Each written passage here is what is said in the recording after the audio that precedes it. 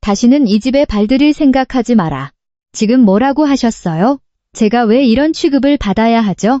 2번 다시 이 집에 들어오지 말라고 했다.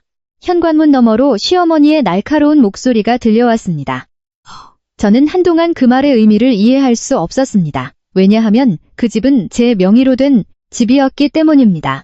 종합병원 원무과 직원으로 10년 동안 악착같이 일하며 제가 지켜온 것은 바로 이 가정이었습니다.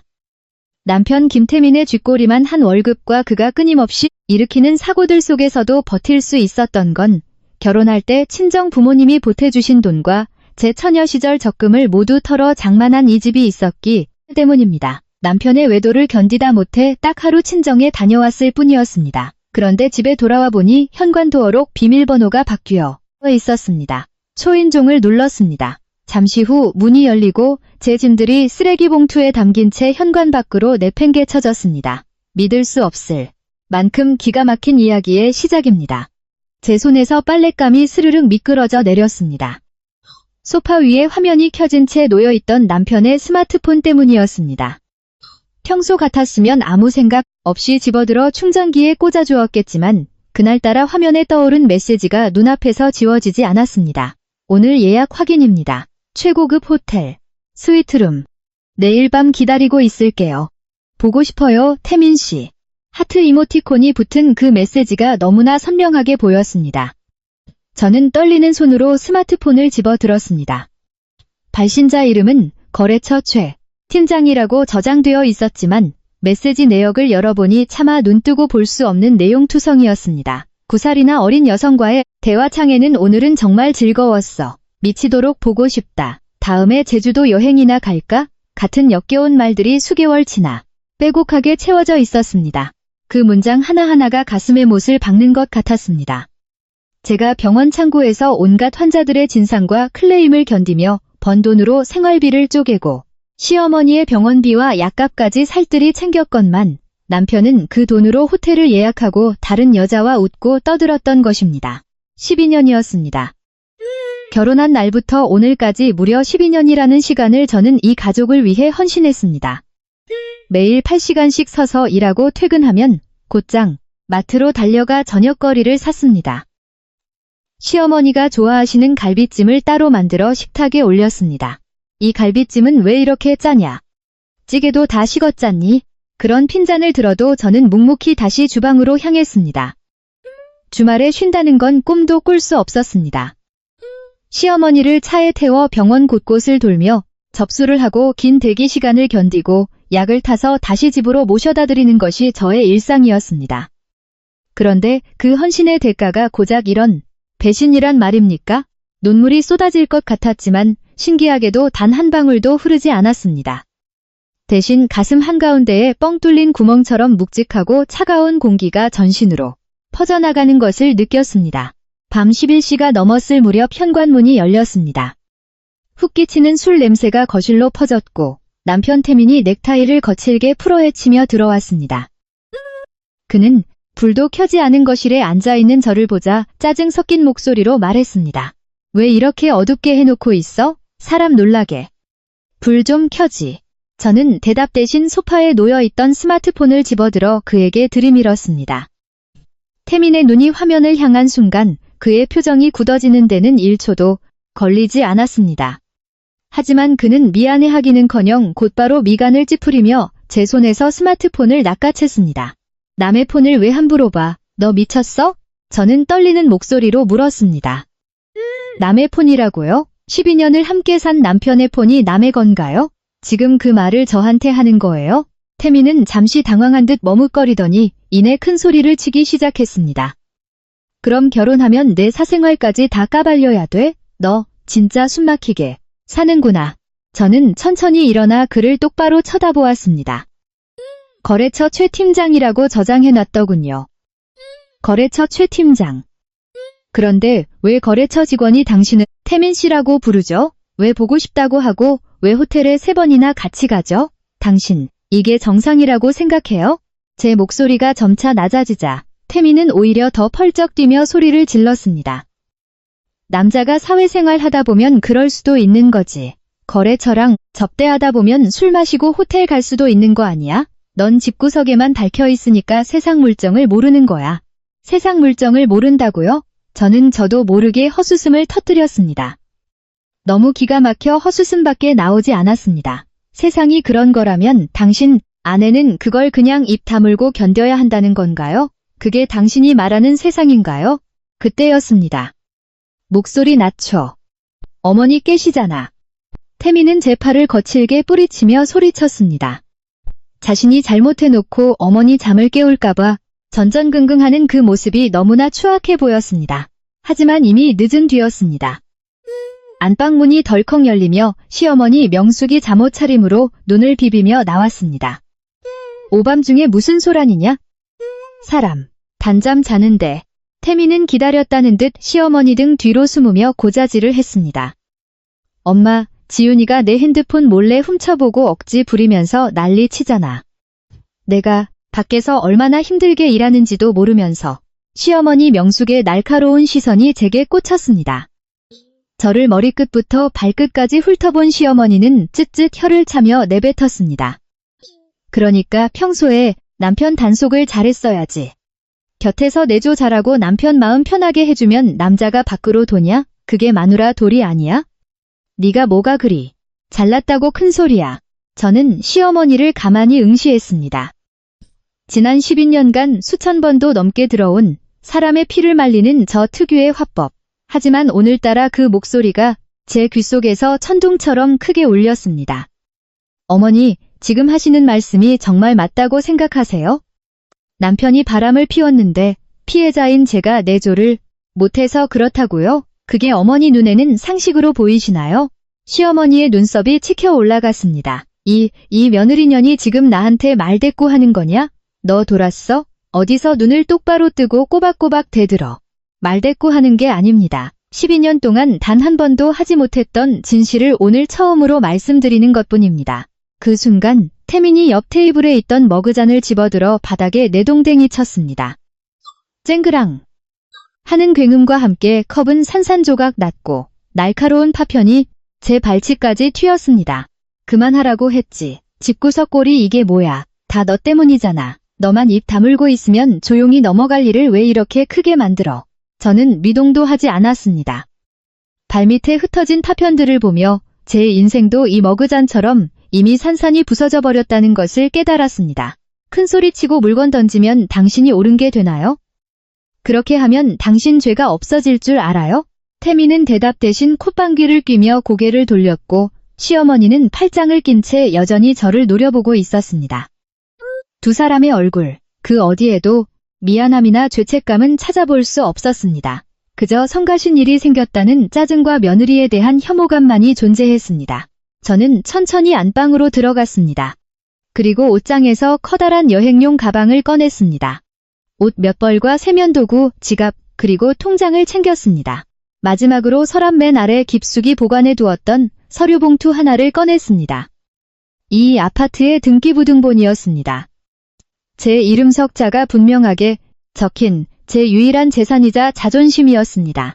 가방을 메고 현관으로 향하자 태민이 쫓아왔습니다. 어디가? 이 밤중에 어딜 간다는 거야. 친정에 갑니다. 머리 좀 식히고 올게요. 나가면 두 번 다시 돌아올 생각 마. 진짜 끝인 줄 알아. 돌아올 생각 꿈도 꾸지 마. 태민의 고함이 복도를 울렸습니다. 저는 신발끈을 묶으며 아무 대답도 하지 않았습니다. 현관문을 열기 직전 딱 한 번 뒤를 돌아보았습니다. 태민은 여전히 분이 풀리지 않은 듯 팔짱을 끼고 서 있었고 시어머니는 그 뒤에서 갈 데도 없는 주제에 쉬하고 있네라며 비웃고 있었습니다. 아, 이 사람들은 정말 끝까지 자신들이 무슨 짓을 했는지 모르는구나. 평생 가도 모를 사람들이구나. 저는 그 확신을 안고 문을 닫았습니다. 엘리베이터 거울에 비친 제 모습은 초라했지만 두 눈빛만큼은 12년 전보다 훨씬 차갑고 강해져 있었습니다. 눈물은 나오지 않았습니다. 대신 마음 깊은 곳에서 뜨거운 무언가가 끓어오르는 것을 느꼈습니다. 저는 가방끈을 꽉 움켜쥐었습니다. 이제 참는 것은 끝입니다. 제가 이 집에 돌아올 때는 당신들이 상상조차 하지 못한 모습으로 돌아오게 될 것입니다. 이 집이 누구의 돈으로 마련되었는지, 이 평온함이 누구의 희생 위에 세워졌는지를 뼛속 깊이 깨닫게 해줄 작정이었습니다. 밤 공기는 차가웠지만 제 머릿속은 그 어느 때보다 맑고 또렷했습니다. 다음 날 저녁 친정집 문을 나설 때 저는 크게 심호흡을 한 번 했습니다. 하룻밤 자고 나니 머리는 맑아졌지만 가슴 한구석에는 여전히 돌덩이를 얹은 듯 무거운 느낌이 남아 있었습니다. 친정어머니는 제가 걱정되는지 현관까지 따라 나와 제 손을 꼭 쥐셨습니다. 지윤아, 며칠 더 있다 가렴. 굳이 오늘 갈 필요 없잖니. 내 시어머니 성격에 가만히 계시겠어? 저는 어머니의 떨리는 손을 살며시 쥐어주며 대답했습니다. 엄마, 나도 이제 안 참아. 할 말 다 하고 정리하고 올 테니까 너무 걱정하지 마. 등 뒤로 어머니가 한참을 서서 배웅하시는 것이 느껴졌지만 저는 뒤돌아보지 않고 발걸음을 재촉했습니다. 아파트 엘리베이터에서 내려 복도를 걸어가는데 왠지 모르게 묘한 공기가 감도는 것을 느꼈습니다. 무언가 다르다는 느낌은 들었지만 확실히 알 수는 없었습니다. 하지만 현관 앞에 선 순간 그 이유를 바로 알 수 있었습니다. 제가 매일 쓰던 도어록 커버의 모양이 바뀌어 있었던 것입니다. 설마 하는 마음으로 초인종을 눌렀지만 안에서는 쥐죽은 듯한 정적만 돌아올 뿐이었습니다. 분명히 안에서 인기척이 나는데도 문은 열리지 않았습니다. 12년 동안 매일같이 눌러왔던 비밀번호를 떨리는 손가락으로 입력해 보았지만 날카로운 경고음과 함께 빨간불이 켜졌습니다. 시어머니가 정말로 비밀번호를 바꿔버린 것입니다. 한참을 멍하니 도어록을 바라보다가 다시 초인종을 길게 눌렀습니다. 그러자 인터폰 너머로 시어머니 명숙의 목소리가 들려왔습니다. 누구야? 시끄럽게 자꾸 제가 온 걸 알면서도 모르는 척하는 그 뻔뻔한 목소리에 기가 차서 말도 나오지 않았습니다. 어머니, 접니다. 지윤이에요. 문 좀 열어주세요. 왜 비밀번호가 바뀌어 있죠? 제 물음에 시어머니는 기다렸다는 듯이 단호하게 내뱉었습니다. 여긴 이제 내 집 아니야. 어젯밤에 제 발로 나간 년이 무슨 낯짝으로 다시 기어들어오려고 해. 너무나 어이없는 말에 헛웃음이 터져 나왔습니다. 어머니, 이 집 제 명의예요. 등기부등본 떼보시면 서지윤이라는 제 이름이 똑똑히 적혀 있다고요. 그런데 지금 저한테 제 집이 아니라고 하시는 건가요?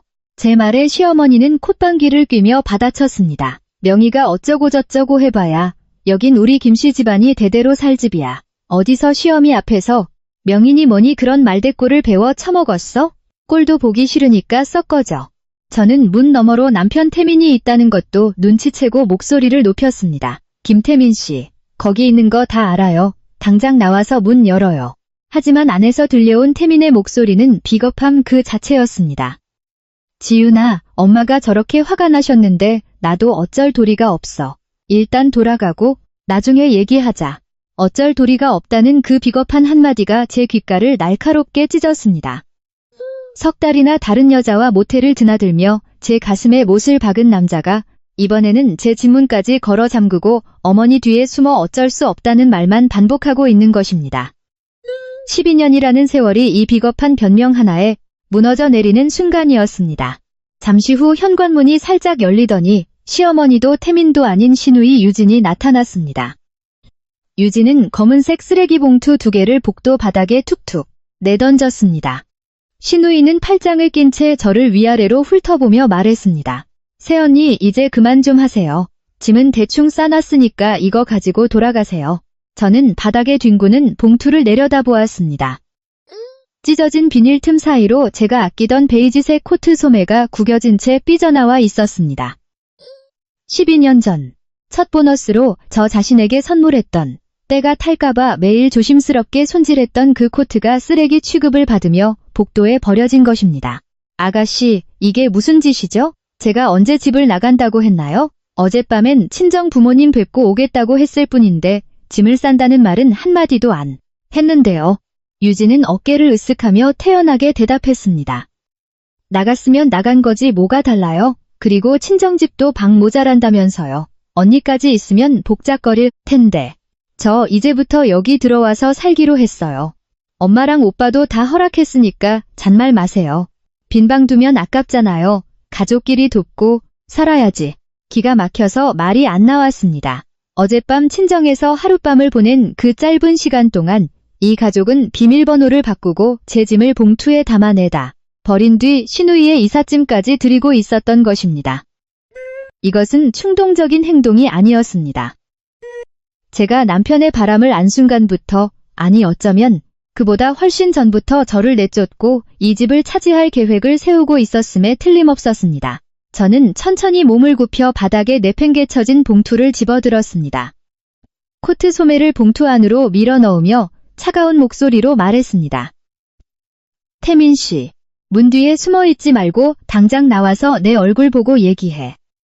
떳떳하다면 왜 숨어 있어?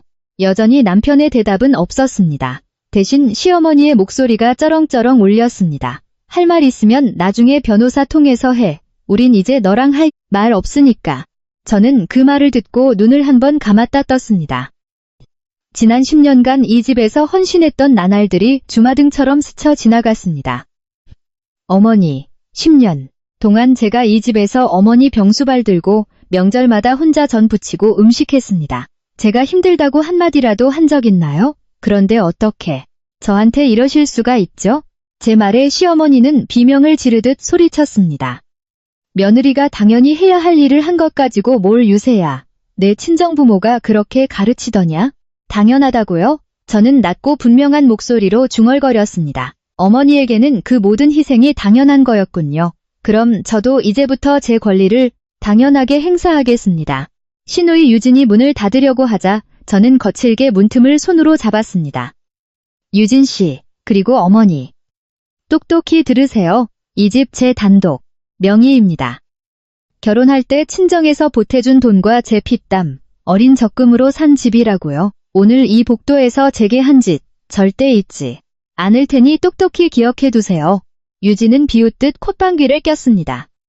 명의가 어찌됐든 지금 쫓겨나는 건 새언니잖아요. 당장 안 가면 경찰 부를 거예요. 쫓겨나는 게 아니야. 저는 두 손에 진 봉투를 꽉 쥐고 돌아서며 말했습니다.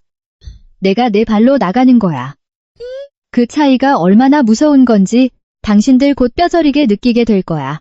엘리베이터로 향하는 제 등 뒤로 현관문이 요란한 소리를 내며 닫혔지만 저는 두 번 다시 뒤돌아보지 않았습니다.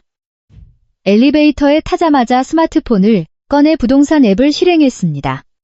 손끝은 찼지만 결코 떨리지 않았습니다. 매물 등록 버튼을 누르고 급매 즉시 입주 가능 조건을 설정했습니다. 등록 완료 메시지가 뜬 순간 12년 동안 가슴을 짓누르던 쇳덩이가 아주 조금 가벼워진 듯한 기분이 들었습니다. 자, 시작입니다. 제 집에서 주인 행세를 하며 웃고 있는 당신들이 길거리에 나앉을 날이 머지않았습니다. 제가 엘리베이터를 타고 내려가고 있을 무렵 거실에서는 냄비 뚜껑을 여닫는 소리가 경쾌하게 울려 퍼지고 있었습니다. 시어머니 명숙은 며느리를 내쫓은 축배라도 드는 것처럼 직접 된장찌개를 끓여 식탁에 올렸습니다. 며느리 없는 첫 식탁이었지만 명숙의 얼굴에는 오히려 해방감 같은 미소가 번져 있었습니다.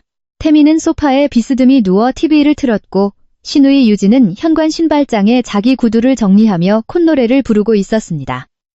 잠시 후 시동생 태호가 편의점 봉투를 들고 들어와 운동화를 거칠게 벗어던졌습니다.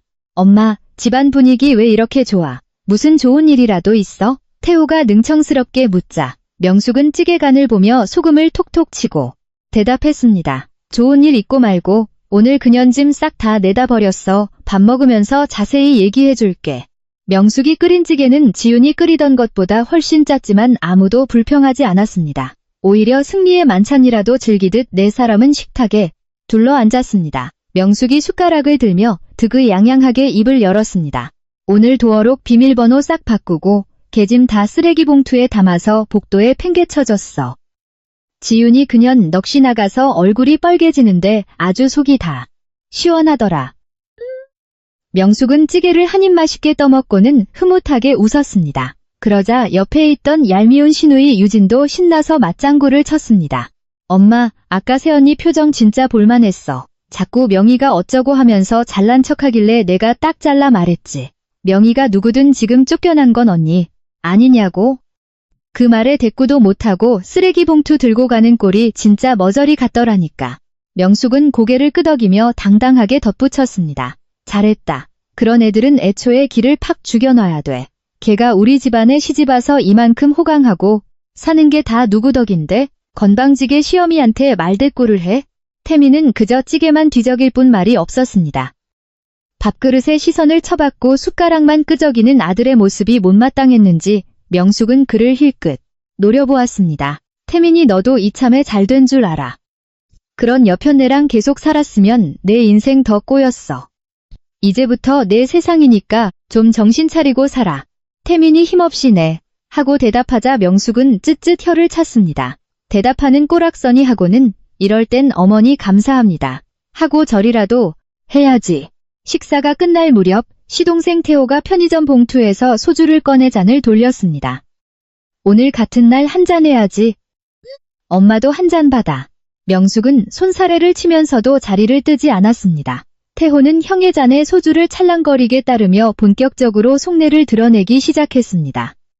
형, 사실 나 요즘 진짜 힘들어. 사업은 꼬이고 사채업자들한테 매일 독촉 전화 오고 죽겠어. 태민이 미간을 찌푸리며 또 돈 얘기냐 라고 묻자 태호는 한층 뻔뻔하게 다가앉았습니다.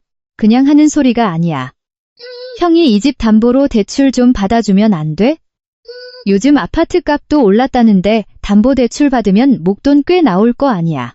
형도 지금 회사 실적 안 좋아서 힘들다며 그 돈으로 형도 숨 좀 트고 나도 당장 급한 불 끄고 이런 게 서로 돕고 사는 거 아니겠어? 태호의 파렴치한 제안에 명숙까지 팔짱을 끼고 거들고 나섰습니다. 태호 말도 일리가 있다. 이 집 그냥 썩혀두면 뭐하니. 집도 재산인데 잘 굴려야지. 이 집 위치도 좋고 평수도 커서 대출받으면 돈 꽤나 나올 거야. 태민은 잠시 고민하는 듯 하더니 이내 천천히 고개를 끄덕였습니다. 알았어. 내일 은행 가서 한번 상담받아 볼게. 태호의 눈이 반짝였습니다. 역시 우리 형이야. 어차피 새언니도 나갔겠다. 서류 절차도 훨씬 수월하겠네. 명의는 새언니 이름으로 돼 있어도 형이 남편이니까 은행에서도 알아서 잘해주겠지 뭐. 태호는 형의 잔을 다시 채우며 이미 돈이라도 손에 쥔 양 흡족한 표정을 지었습니다. 그때 시누이 유진이 찌개를 숟가락으로 뒤적이면서 아무렇지 않은 척 끼어들었습니다.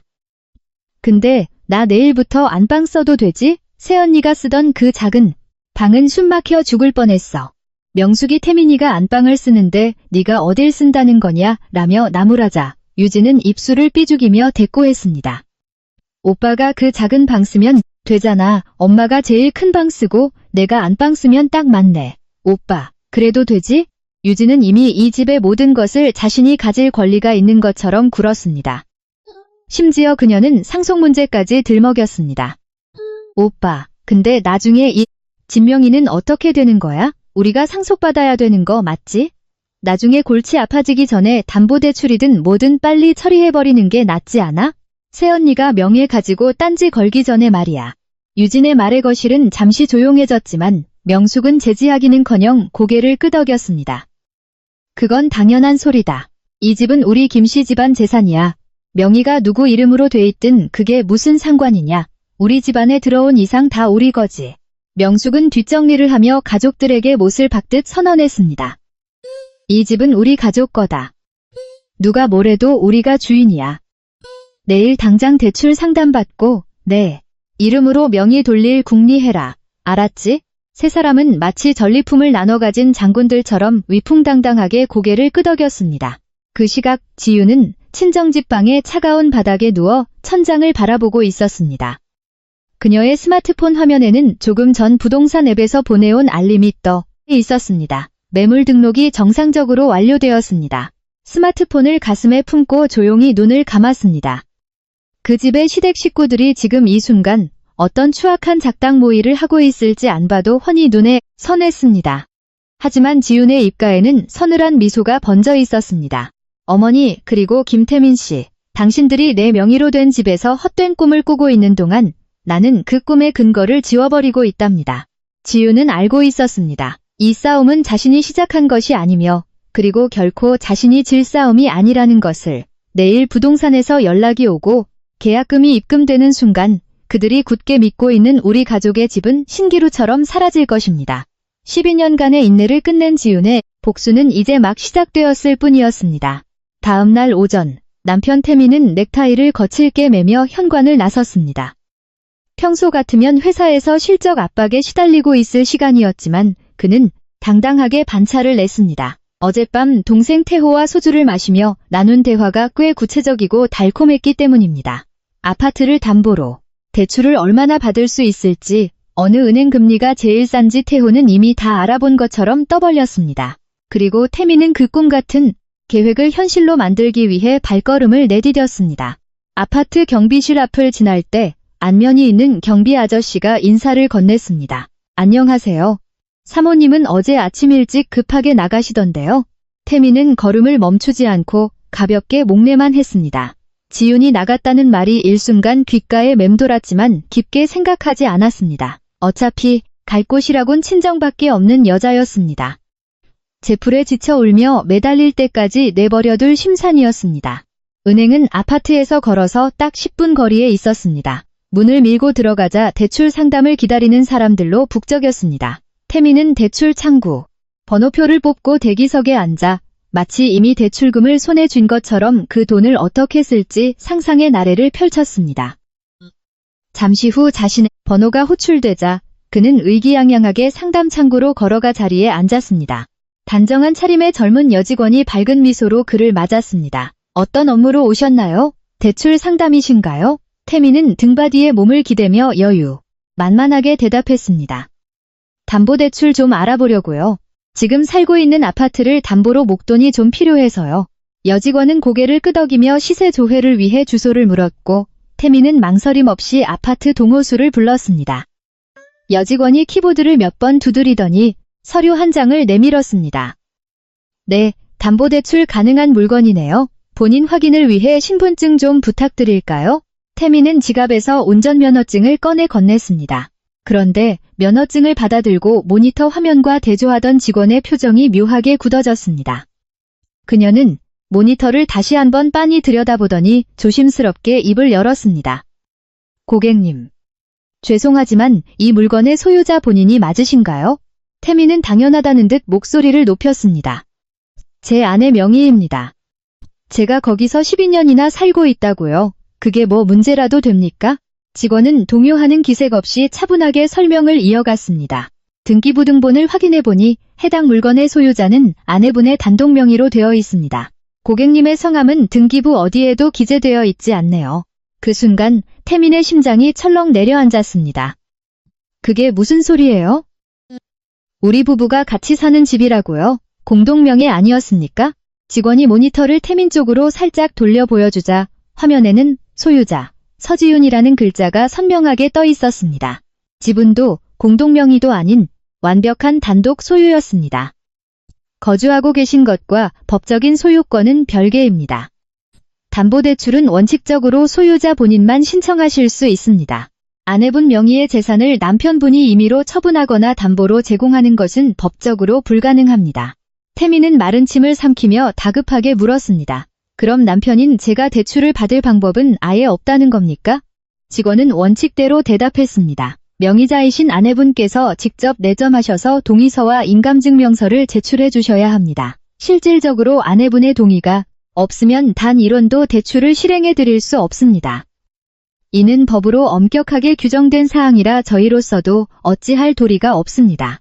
태미는 멍하니 직원을 바라보았습니다. 어젯밤 소주를 들이켜며 집을 담보로 사업 자금을 대주느니 사채 빚을 갚는 이 큰소리치던 어머니 명숙과 동생 태호의 얼굴이 떠올라 머리가 지끈거렸습니다. 자리에서 일어난 그는 곧장 스마트폰을 꺼내 집으로 전화를 걸었습니다. 신호음이 2번 울리기도 전에 명숙이 전화를 받았습니다. 태민이냐, 대출은 얼마 정도 나온대? 엄마, 안 된대. 지윤이 단독 명의였어. 나한테는 아무 권리도 없어서 대출은 아예 불가능하대. 태민의 절규에 명숙의 목소리가 일순간 찢어질 듯한 쇳소리로 변했습니다. 뭐라고? 그게 무슨 미친 소리야. 내 마누라가 시집 올 때 몸만 온 것도 아니고 우리 식구가 됐으면 그 집도 다 내 거 아니냐. 왜 내게 아니라고 해. 태민은 답답함에 가슴을 쳤습니다. 법이 그렇다잖아. 등기부 등본에 내 이름이 한 글자도 없대. 지윤이 동의 없이는 10원 한 장 못 빌린다고. 명숙은 잠시 침묵하더니 이내 악에 바친 듯 내뱉었습니다. 그럼 그년한테 전화해서 당장 동의서 쓰라고 해. 그년이 누구 덕에 이 집에서 떵떵거리고 살았는데 이제 와서 명의가 어쩌고 까불어? 당장 불러들여. 태미는 짙은 한숨을 내쉬며 대답했습니다. 엄마. 어제 비밀번호 바꾸고 짐까지 쓰레기 봉투에 담아서 내쫓은 마당에 지금 동의서 써달라고 하면 퍽이나 써주겠다. 일단 집에 갈 테니까 다들 모여 있어. 그 시각 지우는 아파트에서 버스로 2정거장 거리에 있는 부동산 중개업소 문을 열고 있었습니다.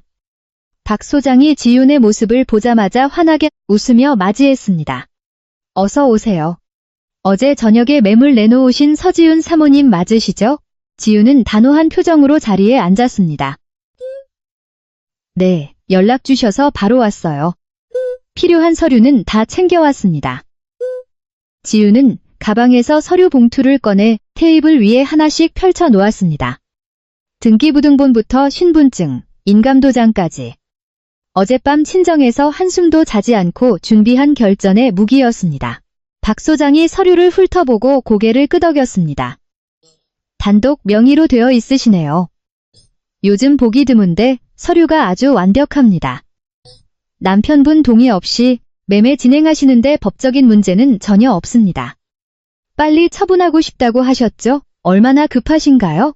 지윤의 물음에 박 소장은 계산기를 두드리며 대답했습니다. 이 단지는 워낙 인기가 많아서 시세보다 2~3천만 원 정도만 싸게 내놓으시면 금방 임자 나타날 겁니다. 조건만 맞으면 보름도 안 걸려서 잔금까지 칠 수 있어요. 지윤은 창밖으로 멀리 보이는 자신의 아파트 단지를 서늘하게 바라보았습니다.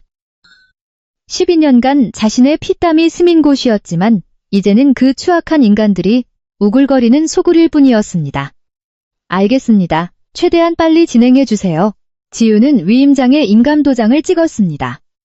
손끝 하나 떨리지 않는 정확한 움직임으로 자신의 이름을 써 내려갔습니다. 그 집에서는 지금쯤 대출을 못 받는다며 서로를 물어뜯고 있을 것이 뻔했습니다. 하지만 지윤은 멈추지 않았습니다. 12년 동안 억눌려왔던 자신의 권리를 되찾는 이 인감도장에 붉은 인주가 그녀에게는 그 어떤 복수보다 통쾌한 승리의 시작이었던 것입니다. 도장을 찍고 난 순간 지윤의 입가에는 차가운 미소가 번졌습니다. 자, 다음은 당신들이 길거리에 나앉을 차례야. 부동산을 나서자 가방 안에서 스마트폰이 징징 울렸습니다. 화면에는 부재중 전화가 7통이나 찍혀 있었습니다. 남편 태민에게서 5통, 시어머니 명숙에게서 2통이었습니다. 지윤은 화면을 싸늘하게 한번 쳐다보고는 다시 가방 깊숙이 스마트폰을 쑤셔 넣었습니다. 답장을 하거나 콜백을 할 이유는 전혀 없었습니다. 오전 중으로 박 소장에게서 매물 등록이 완료되었다는 문자 메시지가 도착했습니다. 친정집 침대에 걸터앉아 그 메시지를 수십 번도 더 읽고 또 읽었습니다. 유명 부동산 플랫폼, 다방, 직방, 네이버 부동산 3곳에 동시에 매물이 올라갔고 예전에 찍어두었던 깔끔한 실내 사진이 등록되어 있었습니다. 가격은 박 소장의 조언대로 시세보다 3천만 원 정도 낮게 책정했습니다. 빨리 정리하시려면 이 정도가 딱 좋습니다라던 그 말이 결심을 굳히게 해주었던 것입니다.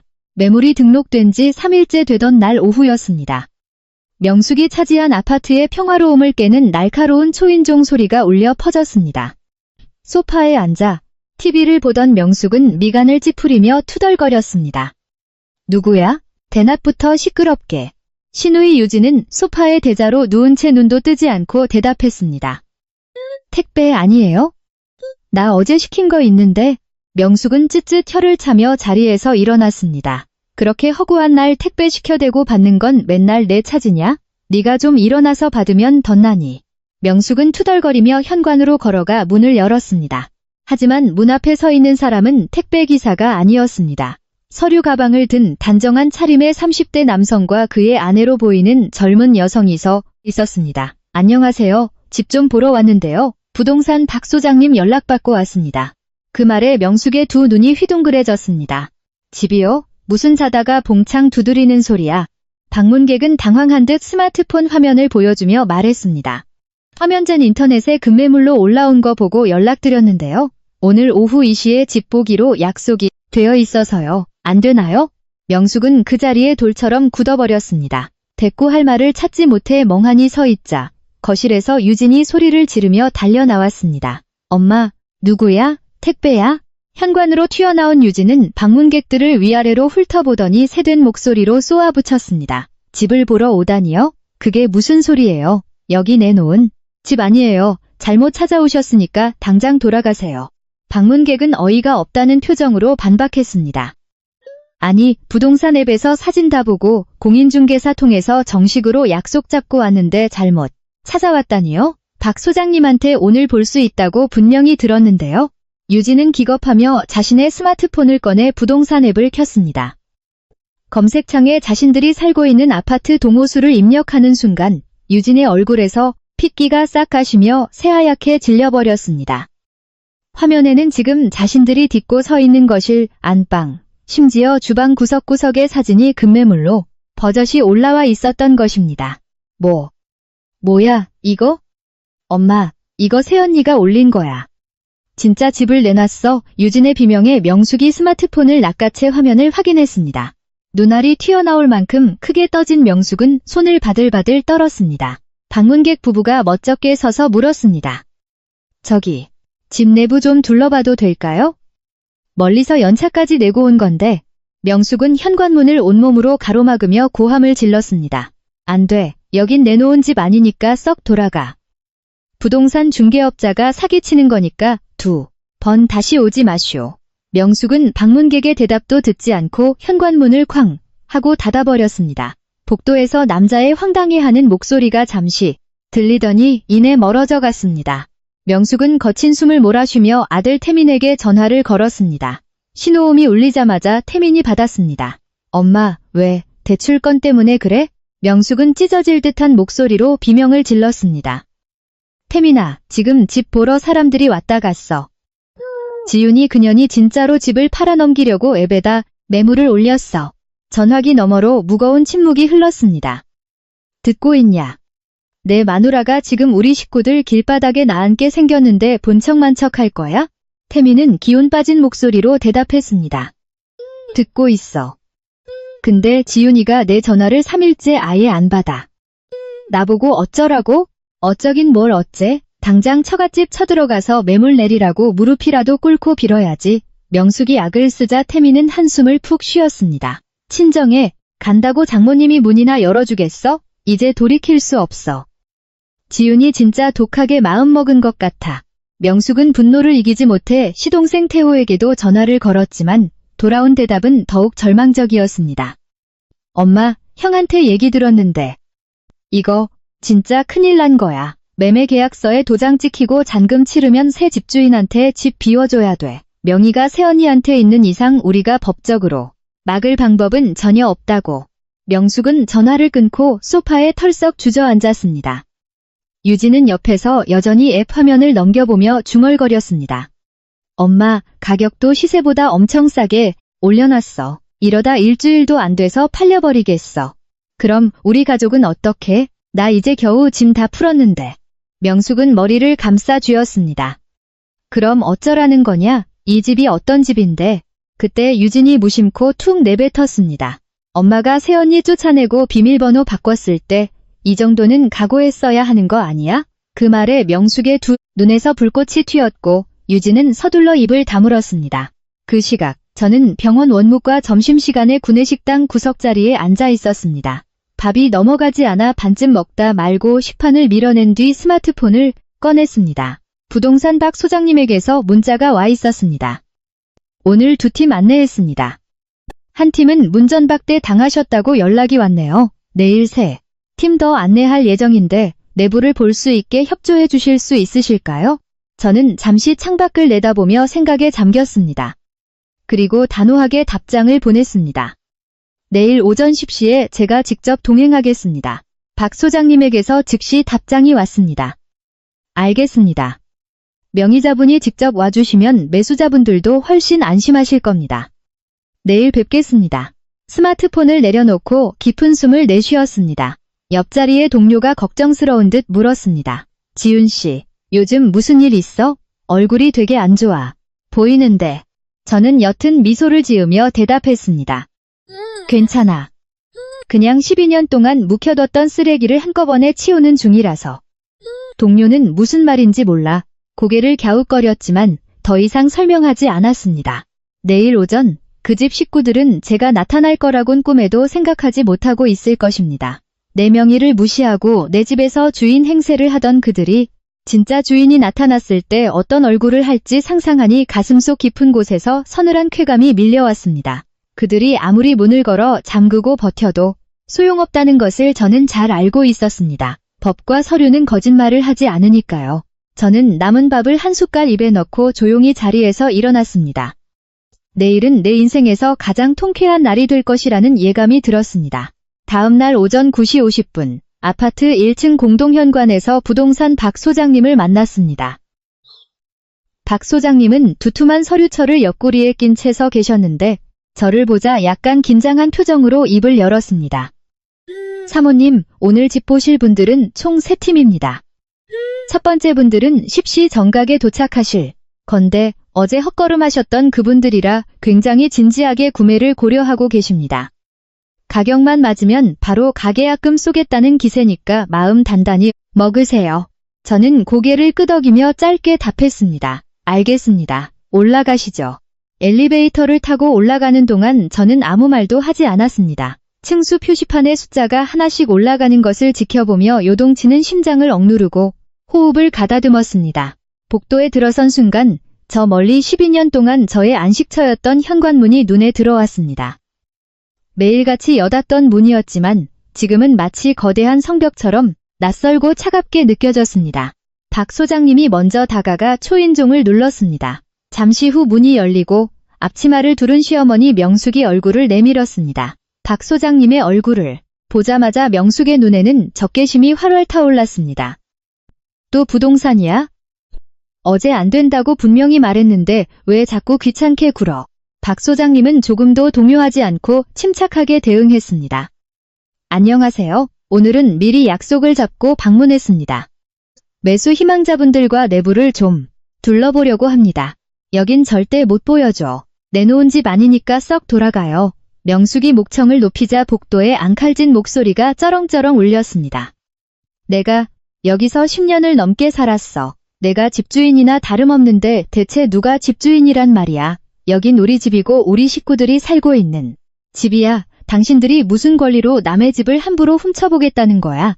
시어머니의 기세에도 박 소장님은 여유롭게 대답했습니다. 등기부상 법적인 소유자께서 직접 매도 의뢰를 하셨습니다. 절차상 아무 문제가 없으니 협조 부탁드립니다. 거주자분께서 매매를 막으실 권리는 없습니다. 그 말에 명숙의 얼굴은 불그락푸르락해지며 당장이라도 터질 것 같았습니다. 그때 안방에서 동정을 살피던 시누이 유진이 뛰쳐나와 문틈을 온몸으로 막아섰습니다. 무슨 일이에요? 아침부터 남의 집 앞에서 왜 소란이에요? 유진아, 이 사람들이 또 집 보러 왔대. 빨리 막아. 유진은 팔짱을 낀 채 박 소장님을 매섭게 쏘아보았습니다. 우리 허락 없이는 한 발짝도 못 들어와요. 여기가 우리가 살고 있는 집이라는 거 안 보여요? 박 소장님이 다시 한번 설명하려 했지만 유진은 들은 척도 하지 않았습니다. 소유자가 누구든 상관없어요. 우리 오빠가 세대주의자 가장인데 무슨 헛소리를 하는 거예요. 박 소장님이 등기부등본을 확인해보라고 권하자 유진은 스마트폰을 꺼내려다 멈칫했습니다. 3일 전 부동산 앱에서 소유자 서지윤 단독 명의라는 사실을 확인하고 새하얗게 질렸던 기억이 되살아났기 때문일 것입니다. 화면 위에서 손가락이 바들바들 떨리는 것이 보였습니다. 명숙은 다시 기세를 올려 소리쳤습니다. 동이고 나발이고 소용없어. 집주인이 직접 와서 얘기하기 전까진 절대 못 들어가. 그렇게 당당하면 집주인 데려오든가. 집주인. 바로 그 순간 복도 끝에서 엘리베이터가 도착했음을 알리는 경쾌한 알림음이 울렸습니다. 문이 열리는 소리와 함께 하이힐 소리가 복도를 뚜벅뚜벅 힘차게 울리며 다가왔습니다. 제가 집주인입니다. 그 목소리가 들리는 순간 시어머니 명숙의 눈동자가 일순간 얼어붙었습니다. 유진 역시 입을 떡 벌린 채 굳어버렸습니다. 단정한 오피스룩 차림에 제가 복도 끝에서 천천히 걸어오고 있었던 것입니다. 표정은 놀랍도록 차분했고 발걸음은 서두르지도 주저하지도 않았습니다. 그저 퇴근해서 자기 집으로 돌아가는 사람처럼 당당하게 걸어갔습니다. 명숙이 더듬거리며 제 이름을 불렀습니다. 지윤아, 네가 어떻게 여기에? 저는 시어머니를 싸늘하게 지나쳐 박 소장님 옆에 섰습니다. 시선이 얽힌 그 짧은 순간에도 제 발걸음은 단 1cm도 흔들리지 않았습니다. 박 소장님, 매수 희망자분들은 오셨나요? 네, 사모님. 엘리베이터 앞에서 대기 중이십니다. 모셔올까요? 네, 당장 모셔오세요. 제 지시에 명숙이 다급하게 제 앞을 가로막았습니다. 서지윤, 너 지금 이게 무슨 미친 짓이야. 우리가 버젓이 살고 있는데. 저는 명숙을 정면으로 똑바로 쳐다보았습니다. 12년 동안 단 한 번도 똑바로 쳐다보지 못했던 시어머니였지만 오늘의 제 눈동자에는 두려움 따위는 한 점도 없었습니다. 어머니, 며칠 전 제가 여기 왔을 때 저한테 뭐라고 하셨는지 기억나시나요? 그건 여긴 내 집 아니니까 썩 꺼지라고 하셨죠? 2번 다시 오지 말라고 도어록 비밀번호까지 바꿔놓고 이제 와서 무슨 소리세요? 명숙은 입만 뻐끔거릴 뿐 아무 말도 하지 못했습니다. 어머니께서 그렇게 말씀하셨으니 저도 어머니 뜻에 따르기로 한 겁니다. 제 집이 아니라고 하시니 소유자인 제가 직접 처분하는 게 이치에 맞겠죠. 어머니 논리대로라면 제가 이 집을 팔든 부수든 간섭하실 권리 없으시잖아요. 그건 홧김에 한 소리지 진짜 팔라고 그런 줄 알았냐? 그럼 어머니가 틀리신 거네요. 소유자인 저한테 나가라고 하신 것 자체가 잘못된 거잖아요. 옆에서 지켜보던 유진이 울먹이는 목소리로 끼어들었습니다. 새언니, 지금 이러면 우리 가족 다 길바닥에 나앉게 돼요. 뻔히 알면서 어떻게 이토록 독하게 굴 수가 있어요? 저는 고개를 돌려 유진을 지그시 바라보았습니다. 아가씨, 저 내쫓을 때는 가족이 길바닥에 나앉든 말든 생각이나 해보셨어요? 내 짐 쓰레기 봉투에 담아 내던질 때 머릿속에 가족이라는 단어가 있긴 했어요. 왜 본인들 아쉬울 때만 가족 운운하나요? 유진은 입술을 깨물었지만 참담한 표정으로 고개를 숙였습니다. 그때 박 소장님이 매수 희망자 부부를 모시고 왔습니다. 40대로 보이는 부부는 험악한 분위기에 당황한 듯 조심스럽게 서 있었습니다. 저는 그들을 향해 정중하게 인사했습니다. 안녕하세요. 집주인 서지윤입니다. 더운 날씨에 와주셔서 감사합니다. 들어오시죠. 명숙이 끝까지 문을 막아서려 몸부림쳤습니다. 저는 낮지만 차가운 목소리로 경고했습니다. 어머니, 여기서 더 방해하시면 당장 경찰 부르겠습니다. 소유자가 집을 보여주는 정당한 행위를 방해하는 건 법적으로 큰 문제가 된답니다. 그래도 막으시겠어요? 명숙은 주먹을 꽉 쥐고 눈이 빨개지도록 분노를 참았지만 결국 비참하게 옆으로 물러섰습니다. 저는 가방에서 관리사무소를 통해 미리 준비해둔 비상용 마스터키를 꺼냈습니다. 비밀번호를 바꾸면 내 집을 빼앗을 수 있다고 믿었던 그들의 무지가 우스웠습니다. 찰칵하는 소리와 함께 문이 열리자 명숙의 얼굴은 휴지장처럼 하얗게 질렸습니다. 너, 거기까지 준비한 거냐? 당연하죠. 제 집이니까요. 저는 부부에게 안으로 들어오시라고 손짓했습니다. 자, 들어오세요. 거실부터 천천히 둘러보시죠. 부부가 조심스레 발을 들였고 박 소장님도 뒤따라 들어갔습니다. 명숙과 유진은 현관에 멍하니 선 채 그 뒷모습을 바라볼 수밖에 없었습니다. 할 말이 없어서가 아니라 법이라는 거대한 벽 앞에서 그들이 내뱉을 수 있는 말은 단 한마디도 없었던 것입니다. 거실 한가운데 서서 크게 심호흡을 하며 창문을 활짝 열어젖혔습니다. 12년 만에 처음으로 이 집 안에서 가슴이 뻥 뚫리는 듯한 쾌감을 느꼈습니다. 시원한 바람이 불어오고 눈부신 햇살이 거실 바닥에 길게 늘어졌습니다. 보시다시피 채광은 정말 훌륭합니다. 남향이라 늦은 오후까지 따뜻한 햇살이 들어오죠. 사베이 구조라 공간 활용도 잘 되어 있고 가구, 배치하시기도 수월하실 거예요. 제 목소리는 어느 때보다 차분하고 또렷하게 울려 퍼졌습니다. 내 인생을 짓누르던 어둠이 걷히고 진정한 주인의 빛이 스며드는 순간이었습니다. 집 안내가 끝난 것은 오전 11시 반이었습니다. 매수 희망자 부부는 거실 바닥부터 안방 벽지, 작은 방 구석구석까지 꼼꼼하게 확인했습니다. 주방, 수납장을 열어보고 베란다 타일 틈새를 손가락으로 문질러 보는 등 그들의 움직임은 깐깐했습니다. 저는 그들의 질문 하나하나에 차분하고 친절하게 대답했습니다. 관리비는 평균적으로 이 정도 나옵니다. 주차는 세대당 일대는 여유롭게 확보 가능하고요. 초등학교까지는 걸어서 7분이면 충분합니다. 이른바 초품화 단지죠.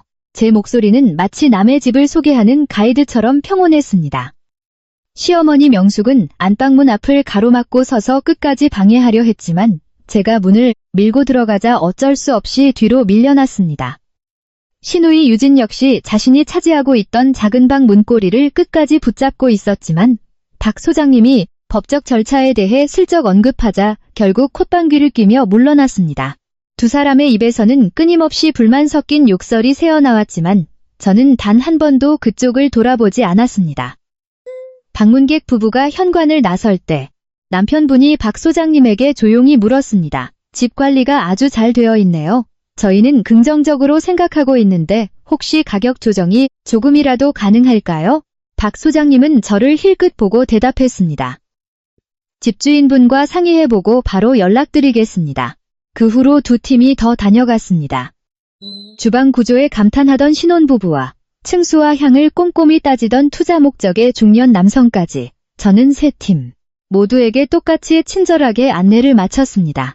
마지막 팀이 돌아간 후 명숙이 거실 한가운데서 비명을 지르듯 악을 썼습니다. 서지윤, 너 진짜 돌았어? 우리가 시퍼렇게 살아있는데 남을 불러들여서 집 구경을 시켜? 이게 인간이 할 짓이냐? 저는 가방을 챙기며 무심하게 대답했습니다. 어머니, 저는 오늘 할 일 다 끝냈습니다.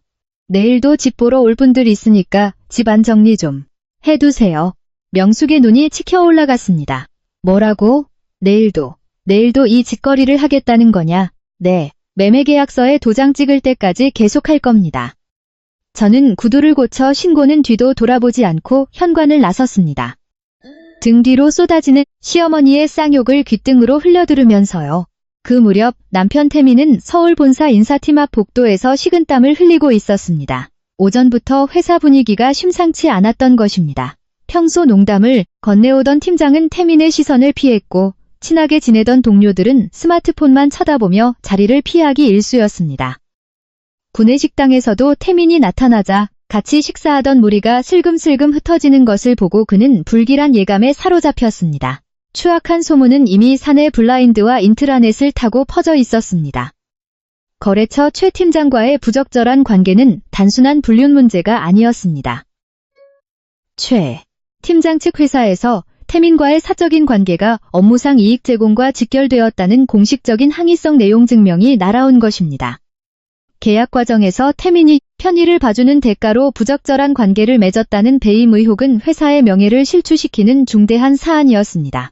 김태민 과장, 들어오세요. 인사부장의 차가운 호출에 태민은 넥타이를 고쳐 매고 안으로 들어갔습니다. 회의 테이블 위에는 서류 뭉치가 놓여 있었고 부장은 안경을 치켜 올리며 파일을 펼쳤습니다. 김 과장, 이번 거래처 최 팀장 건에 대해서는 본인도 잘 알고 있을 겁니다. 태민은 동요하며 말을 더듬었습니다. 그건 정상적인 업무, 절차에 따라 진행된 계약입니다. 사적인 감정이 개입된 적은 절대 없습니다. 인사부장은 코웃음을 치며 파일을 덮었습니다. 정상적인 절차라? 거래처 담당자와 부적절한 관계를 유지하면서 계약 조건에 영향을 미쳤다는 구체적인 정황과 증언이 이미 확보됐어요. 상대 회사에서도 공식적인 공문이 접수됐고 이건 단순한 사생활 문제가 아니라 명백한 업무상 배임 혐의요. 태민의 얼굴이 흑빛으로 변했습니다. 부장님, 그건 오해입니다. 제가 소명하겠습니다. 하지만 부장은 단호했습니다. 호. 지금은 소명할 자리가 아닙니다.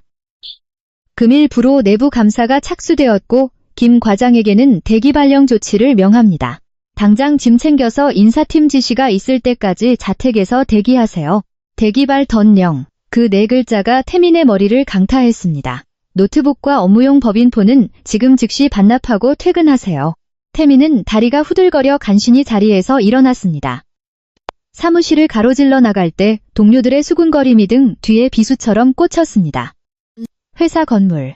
밖으로 나오자마자 스마트폰이 울렸습니다. 어머니 명숙이었습니다.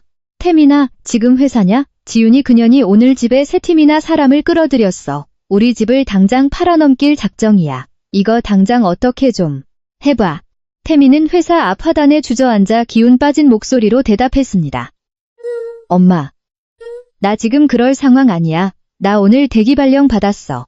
전화기 너머로 잠시 정적이 흐르더니 이내 명숙의 앙칼진 목소리가 다시 울렸습니다. 대기발령. 그게 뭔데? 잘렸다는 거냐? 감사 끝날 때까지 일 못해. 월급도 기본급만 나와. 그러자 명숙은 아들의 안위보다 돈 걱정을 먼저 쏟아냈습니다. 그럼 월급은 어쩌고? 지훈이는 집을 팔아넘기려는데 너까지 돈을 못 벌어오면 우린 어쩌란 말이냐. 당장 지훈이한테 가서 무릎이라도 꿇고 막아. 태미는 대답 대신 전화를 뚝 끊고 머리를 쥐어뜯었습니다. 그날 밤 10시 부동산 박 소장님에게서 전화가 걸려왔습니다. 사모님, 축하드립니다. 오늘 오전에 오셨던 첫 번째 분들이 계약하시겠다고 연락 왔습니다. 집이 아주 마음에 드셨답니다. 저는 깊은 숨을 내쉬며 물었습니다. 가격은 어떻게 됐나요? 원하시는 금액에서 500만 원만 깎아달라시길래 제가 300만 원만 빼주는 선에서 조율 잘 맞췄습니다. 이번 주 토요일에 바로 계약서 쓰기로 했는데 시간 괜찮으신가요? 저는 망설임 없이 대답했습니다. 네, 토요일로 잡아주세요. 바로 진행하겠습니다. 전화를 끊고 창밖의 화려한 서울 야경을 내려다보았습니다. 12년이라는 긴 세월이 녹아있는 집이었습니다. 처음 그 집에 들어갔던 날, 우리 가족의 행복한 미래를 꿈꿨던 기억이 스쳐 지나갔습니다. 하지만 그 12년 동안 제게 남은 것은 정신적인 학대와 배신, 그리고 파출부 취급뿐이었습니다.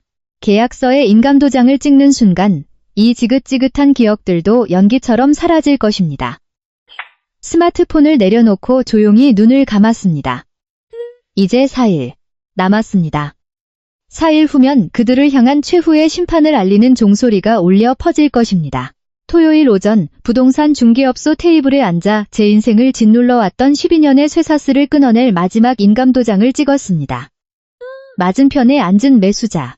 부부가 계약서를 한 장 한 장 꼼꼼히 넘기며 읽어보는 동안 저는 창밖으로 멀리 보이는 아파트 단지를 응시하고 있었습니다. 12년 동안 매일 피땀을 흘렸던 건물이지만 신기하게도 그날은 그저 차가운 콘크리트 덩어리로만 보였습니다. 더 이상 가슴을 짓누르던 묵직함은 느껴지지 않았고 오직 상쾌한 해방감만이 전신을 감싸고 있었습니다. 박 소장님이 계약서를 펼치며 최종 확인을 했습니다. 잔금일은 오늘로부터 정확히 3주 뒤로 확정되었습니다. 명도, 집, 비우기는 잔금일 당일 오전 중을 목표로 진행하겠습니다. 그 말에 매수자 남편분이 조심스럽게 물었습니다. 현재 거주 중인 분들이 계시다고 들었는데 이사 일정에 차질은 없는 건가요? 저는 단호하고 확신에 찬 목소리로 대답했습니다. 걱정하지 않으셔도 됩니다. 잔금일 전날까지 집안의 모든 짐을 완벽하게 치워놓겠습니다. 제가 책임지고 약속드립니다. 인감도장을 찍는 손은 조금도 떨리지 않았습니다. 계약서 한 부를 가방에 챙겨 자리에서 일어나자 박 소장님이 축하의 악수를 청했습니다. 사모님, 정말 고생 많으셨습니다. 이제 다 끝났네요. 마지막 잔금 치르는 날까지 확실하게 서포트해드리겠습니다. 저는 가볍게 웃으며 답했습니다. 감사합니다. 정말 속이 다 시원하네요. 중개업소 문을 열고 나서자 차가운 겨울바람이 뺨을 스쳤지만 그 바람이 어느 때보다 상쾌하고 달콤하게 느껴졌습니다. 계약 소식은 그날 오후 시댁 식구들에게 벼락처럼 떨어졌습니다. 박 소장님이 발송한 거주자 명도 통지 내용 증명이 도착했고 아파트 관리사무소도 공식적인 절차에 착수했습니다. 관리소장이 직접 집 초인종을 눌렀을 때 문을 열어준 명숙은 영문을 몰라 멍한 표정을 짓고 있었습니다. 무슨 일이시죠? 소장님이 이 시간에 웬일로? 안녕하세요. 소유자 서지윤 사모님의 요청으로 이사 관련 안내를 드리러 왔습니다. 아파트 매매 계약이 체결되어 잔금일이 3주 뒤로 확정되었습니다. 늦어도 그 전날까지는 반드시 집을 비워주셔야 한다는 통지입니다. 관리소장의 말이 채 끝나기도 전에 명숙의 눈알이 튀어나올 듯 커졌습니다. 집을 비우라니 무슨 자다가 봉창 두드리는 소리야. 우리가 두 눈 시퍼렇게 뜨고 살아있는데 누구 보고 나가라는 거야. 관리소장은 침착하게 서류를 내밀며 덧붙였습니다. 법적인 소유권이 이전되기 때문에 거주자분들께서 매매를 거부하시거나 버티실 권리는 없습니다. 소유자님의 요청에 따라 잔금일 자정부로 현관도어록 비밀번호와 공동현관 출입카드는 모두 폐기 및 초기화될 예정이니 양지하시기 바랍니다. 문이 닫히자마자 명숙은 비명을 지르며 거실로 뛰어들어갔습니다. 태민아, 유진아, 태호야, 당장 나와봐. 이 집이 팔렸단다. 3주 뒤에 우리 다 길바닥에 나앉게 생겼어. 각자의 방에서 뛰쳐나온 세 사람의 얼굴은 일순간 흑빛으로 변했습니다. 신우이 유진이 내용 증명 서류를 낚아채 읽어내려가며 바들바들 떨었습니다. 진짜 계약된 거야? 새언니가 진짜로 이 집을 팔아넘긴 거야? 우리 집은 이제 어떻게 되는 거야? 빚더미에 앉은 시동생 태호는 머리를 쥐어뜯으며 절규했습니다. 형, 그럼 내 담보대출은 어떻게? 나 이 집 믿고 사채업자들한테 다음 달에 원금 갚겠다고 큰소리쳐 놨단 말이야. 나 이제 끝장이야. 태민은 혼이 나간 표정으로 소파에 주저앉았습니다. 대기발령으로 월급은 반토막이 났고 유일하게 믿었던 집마저 신기루처럼 사라져버린 현실에 머릿속이 하얗게 마비되는 것 같았습니다. 명숙은 태민의 멱살을 잡을 듯이 몰아세웠습니다. 넌 멍청하게 뭐하고 있어. 당장 지윤이한테 전화해서 계약 취소하라고 빌어. 위약금을 물어주든 뭘 하든 어떻게든 막으라고. 엄마, 계약금 배액을 배상해야 취소할 수 있다고. 그 수천만 원이 지금 어디 있어. 우린 이제 끝이라고. 태민의 절규에 유진이 발을 동동 굴렀습니다. 그럼 안 나가면 되잖아. 우리가 버티고 있으면 그년들이 어쩔 건데 강제 집행 당하면 짐 다 길바닥에 내동댕이 쳐지고 그 집행 비용까지 전부 우리가 물어내야 돼. 제발 정신 좀 차려, 다들. 3주라는 시간은 잔인할 만큼 빠르게 지나갔습니다. 잔금일 전날 그토록 당당하던 시댁 식구들은 결국 비참하게 짐을 쌌습니다. 가장 먼저 꼬리를 내린 것은 신우이 유진이었습니다. 들어올 때는 이 방 저 방 간섭하며 신발장을 가득 채웠던 그녀가 나갈 때는 친구네 거실 구석에 얹혀 살게 생겼다며 캐리어 2개를 끌고 도망치듯 사라졌습니다.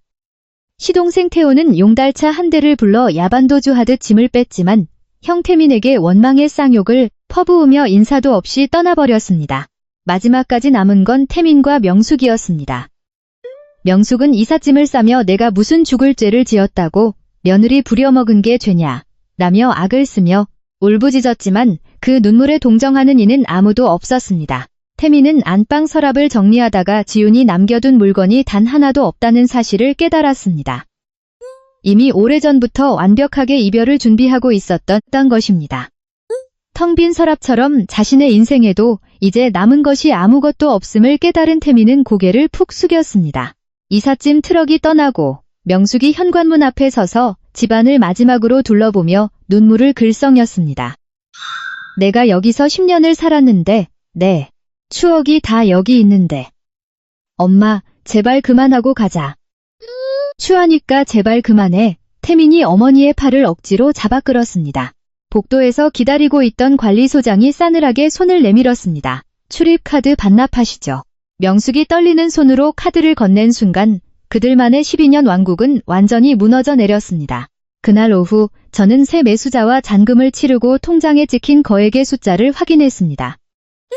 12년간의 헌신과 눈물이 현금으로 환산되어 돌아온 것만 같았습니다. 저녁 무렵 저는 마지막으로 그 아파트 단지 앞에 홀로 섰습니다. 제가 살던 층의 불은 꺼져 있었고 그 차가운 어둠이 오히려 저를 위로해주는 듯했습니다. 저는 어둠에 잠긴 창문을 향해 조용히 중얼거렸습니다.